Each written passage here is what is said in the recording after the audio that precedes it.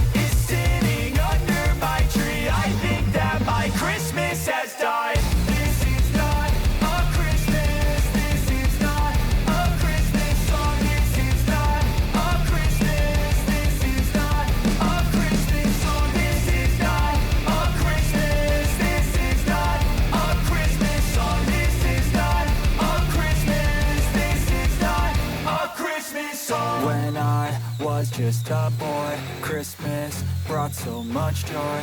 Couldn't wait for the presents and laughter. I couldn't sleep late at night, looking for Santa with lights. Those are the memories I still remember. Then I became a man, lost sight of who I am, but right in front of me was the answer. 'Cause on Christmas I feel joy, and I turn back to a boy. The answer is to stay young forever. This is not a Christmas, this is not a Christmas song, this is not a Christmas, this is not a Christmas song, this is not a Christmas, this is not a Christmas song, this is not a Christmas, this is not a Christmas song.